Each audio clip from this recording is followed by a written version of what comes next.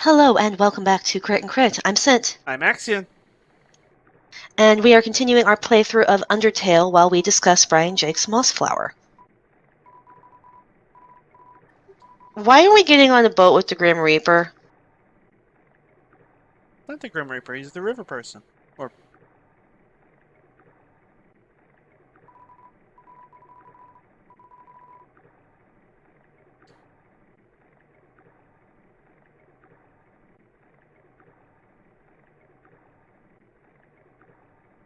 what I want to know is how the boat is doing that.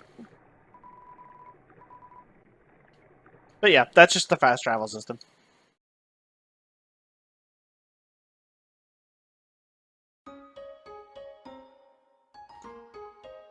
But yeah, so, kind of interesting that you had to get that special dagger to kill Asgore, huh?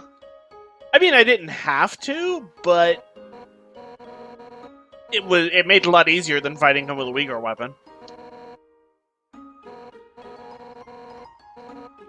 But yeah, I think it's interesting given, we're now trying for the pacifist run that we have a special weapon that we're really not going to use, whereas we having to find the right special weapon is like the key focus of most of the Redwall books. Sophie wants a special weapon. Sophie wants a special treat. Speaking of, baby, come here.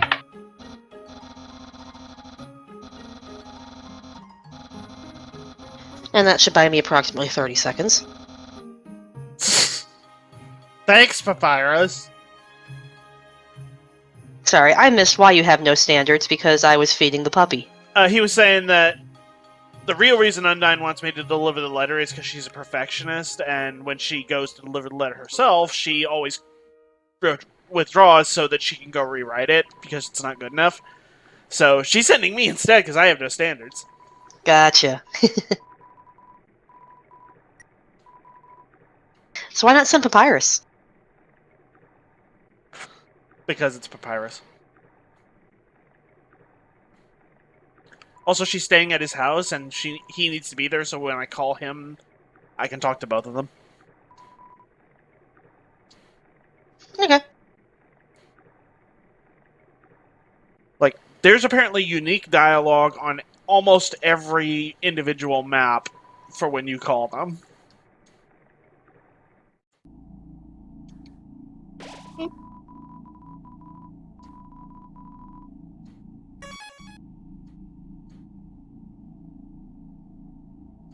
But yeah, one of the core focuses of what happens in the story is, there's the rebellion going on and we have to go find Boar the Fighter, but the main lasting impact as far as the Redwall setting goes is that this is the book where we actually get the sword of Martin the Warrior, the thing that never goes away.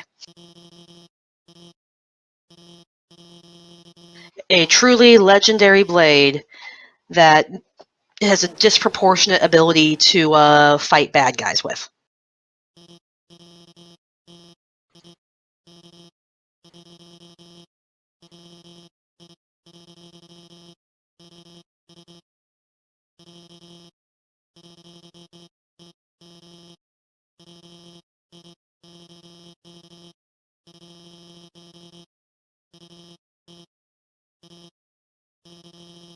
Oh dear.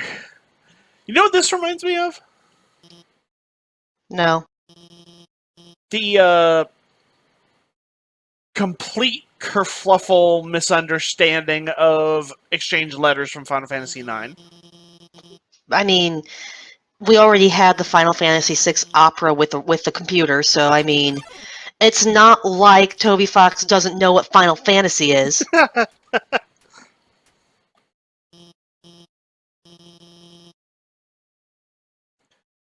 But more to the point, we're getting distracted again.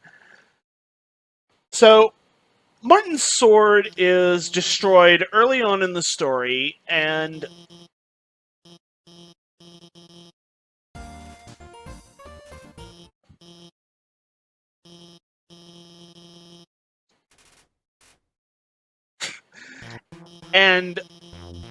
he carries it throughout the entire story until he gets to Salamandastron.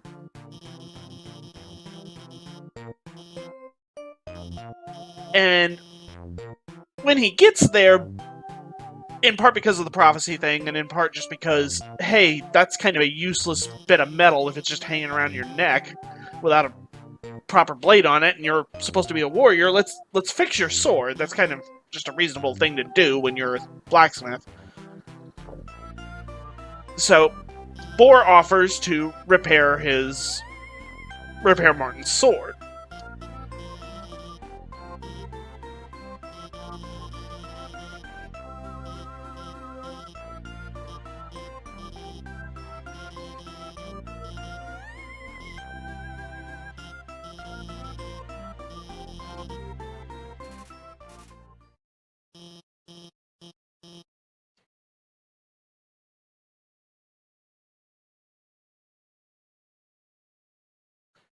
And this is a pretty common theme that shows up throughout fantasy. And that is forging the sword from meteoric iron.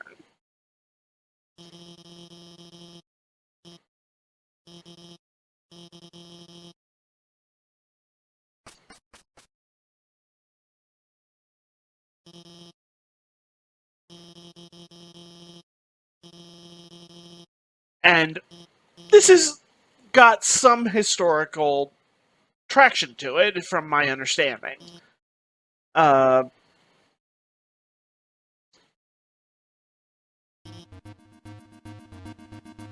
you at all familiar with the historical...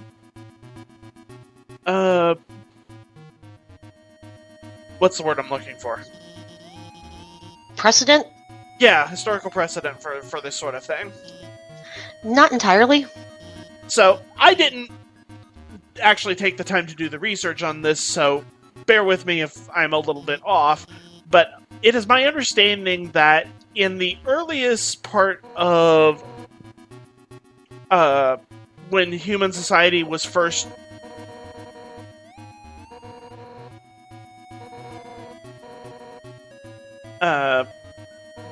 starting to work with metal back in the Bronze and early Iron Ages,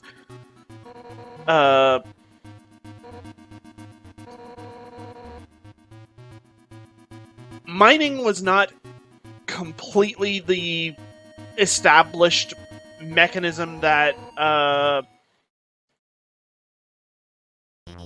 it would eventually become. So a lot of early metal was acquired from fallen meteorites.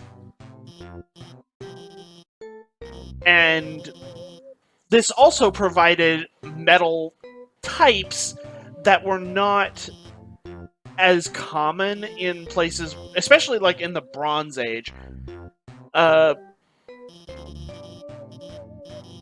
Provided metals and materials that we didn't otherwise have access to. And we could use that to make alloys that were stronger than the materials that we normally worked with.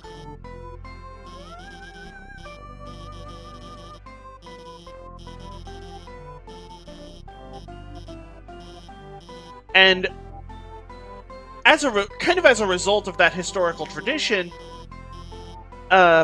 it's kind of become a thing in fiction that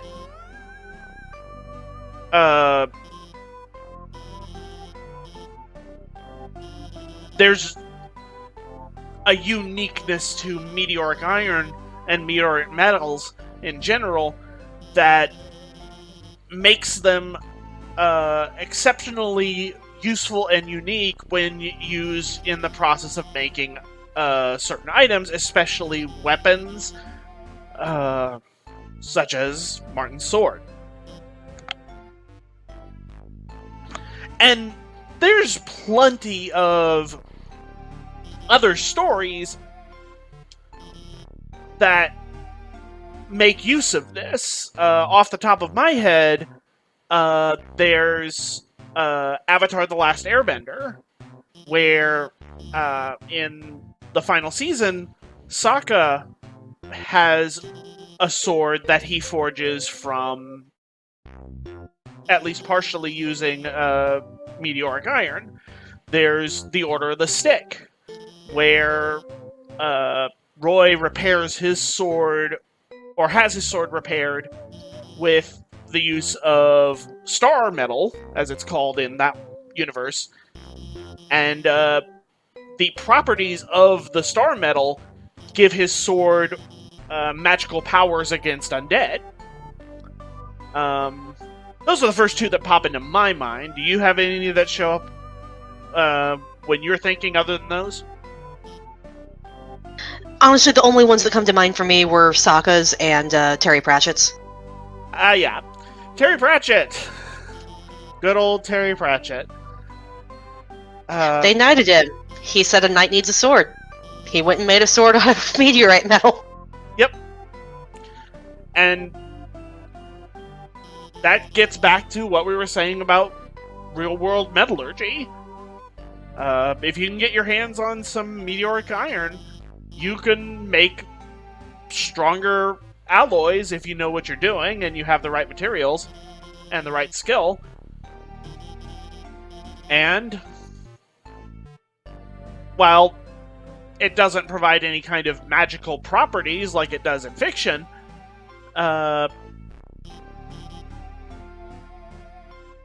it's still it's unique, and if I remember correctly, it gives the metal some unique appearances and patterns. Again, I'm not an expert, and I didn't have the time to do a deep dive of research on it.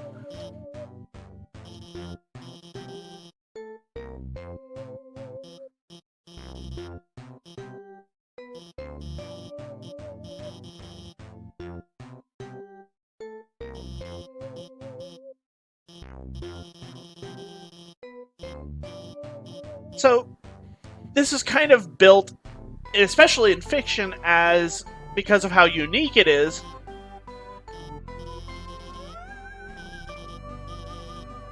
It's easy to apply supernatural properties to it.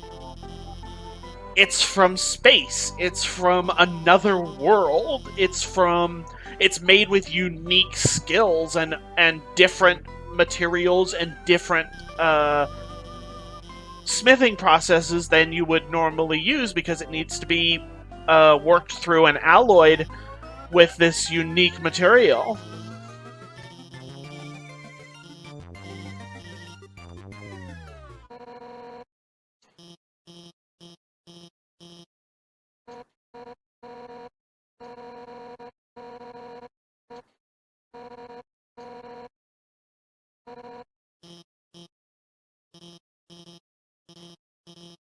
Hi, Undyne. How you doing?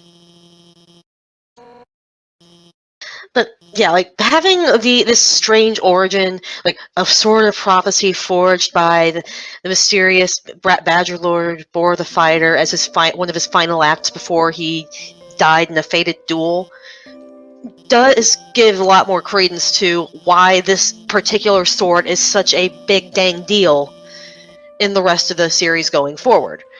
Because honestly, you kind of get the impression from just reading Redwall that it's important because we don't have any swords. Then you see it in the future. It's like, no, it's a very, very special sword. Because really, the only things I remember it cutting through in Redwall were a snake and a rope. Yeah, it was just in Redwall. It was just a sword.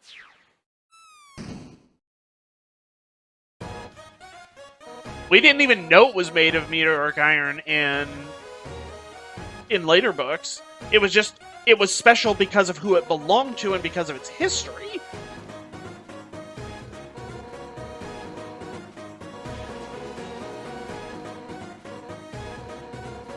Yep.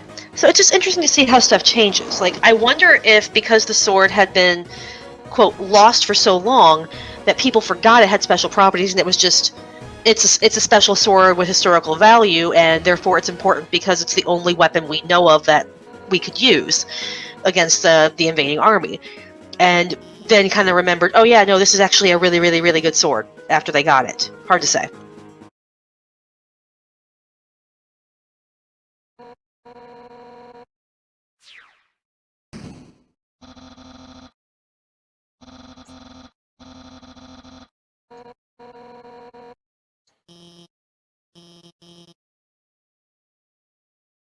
Well, that went places.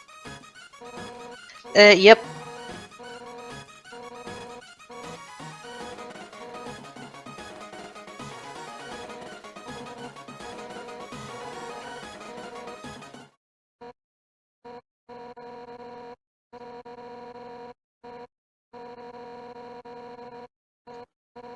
And that kind of goes full circle when you think about it, because when Martin has the sword in his own lifetime, it's just a sword, and it's actually kind of an old and not great sword because of how easily Sarmina breaks it. She just wedges it in a door and snaps it. It is also described as being pretty rusty and beaten up. Like, I believe it's his father's, so it's a pretty old, regular old sword, been through the mill. Yep. So, oh right, phone call.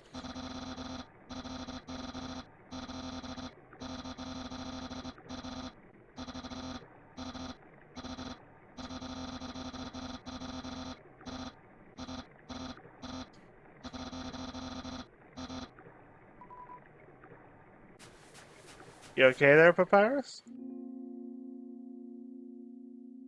I should probably save. But yeah,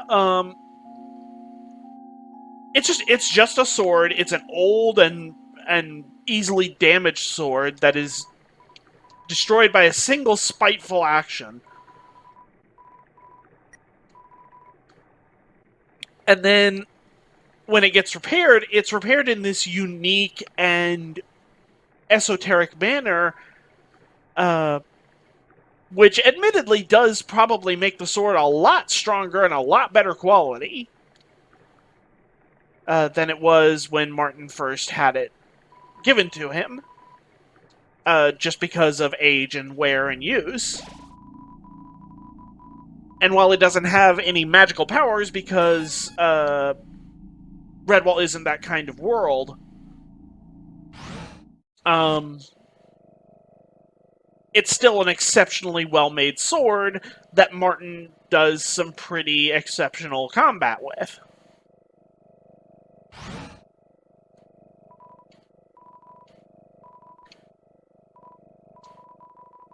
And other than that, it's just a very well-made sword. Yep, well-made sword in the hands of someone who knows how to use it. What's curious is that pretty much everybody who holds Martin's sword in the future seems to know how to use it almost instinctively. Even though Martin himself specifically learned some tricks from Boar.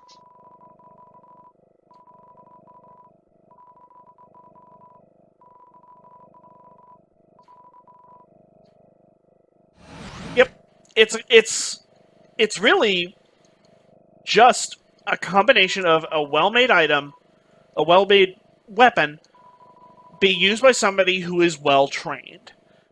A combination of Martin's own skill, his lifetime of training under his father and his father's friends, and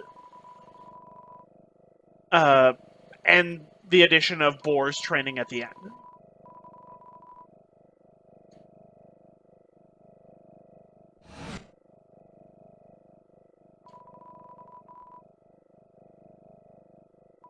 And everything from that point on is all about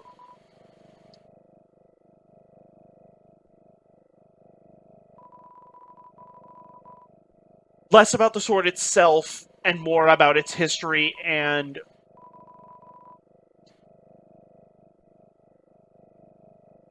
the legacy of Martin as the warrior who wielded it. And while the sword is, as we said, exceptionally well made, that isn't something that is considered relevant to Redwall's and Mossflower's people in the future, because to them it's all about the fact that this was Martin's sword.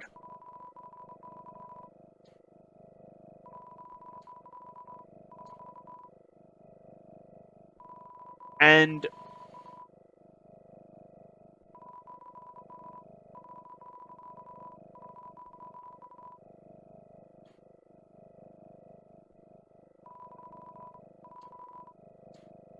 I think that speaks to some degree to how the swords, again, since this is a world without any kind of magic to it, the importance of something like that is in a lot of ways dependent on the environment that surrounds it. In its own time, it's exceptionally well made, and in the future, it's a legacy item revered for who it once belonged to, and what that means in a historical sense. But I think we're starting to kind of just repeat ourselves a little bit. Yep. So until next time. Yeah, good place to call it here. See y'all next time.